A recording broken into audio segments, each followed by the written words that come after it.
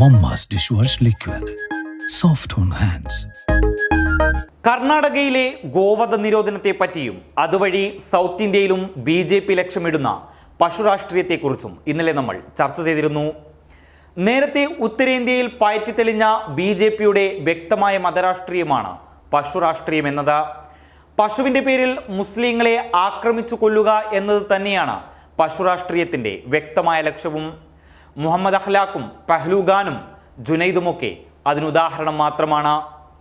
അതിനെ സാധൂകരിക്കുന്നതും BJPയുടെ പശുസ്നേഹം വെറും പൊള്ളയാണെന്ന് തെളിയിക്കുന്നതുമായ ചില കണക്കുകളാണ് ഇന്നിവിടെ നിരത്തുന്നത്.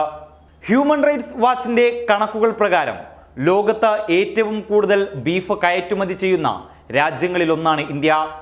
4 ബില്യൺ അമേരിക്കൻ ഡോളറിൻ്റെ ബീഫാണ് ഇന്ത്യ മറ്റു രാജ്യങ്ങളിലേക്ക് പ്രതിവർഷം കയറ്റി അയക്കുന്നത്.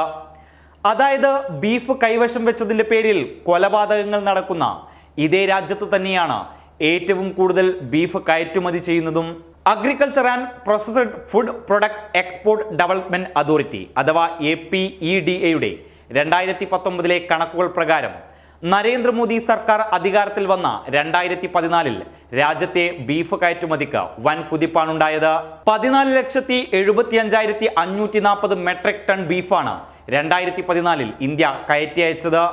2016-17 വർഷത്തിൽ 13,30,13 മെട്രിക് ടൺ ബീഫാണ് ഇന്ത്യ കയറ്റുമതി ചെയ്തത്. അതായത് 2015-16 വർഷത്തെ അപേക്ഷിച്ച് 1.2% കൂടുതൽ.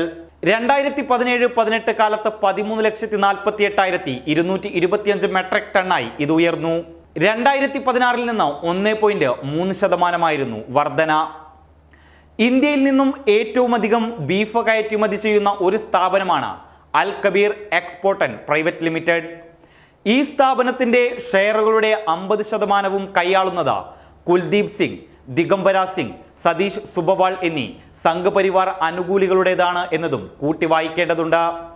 നേരത്തെ തന്നെ ഇന്ത്യയിലെ ബീഫ് കയറ്റുമതിയിൽ നിർണായക സ്വാധീനം ചെലുത്തുന്നവരുടെ സംഘപരിവാർ ബന്ധം ദേശീയ മാധ്യമങ്ങൾ പുറത്തുവിട്ടിരുന്നു.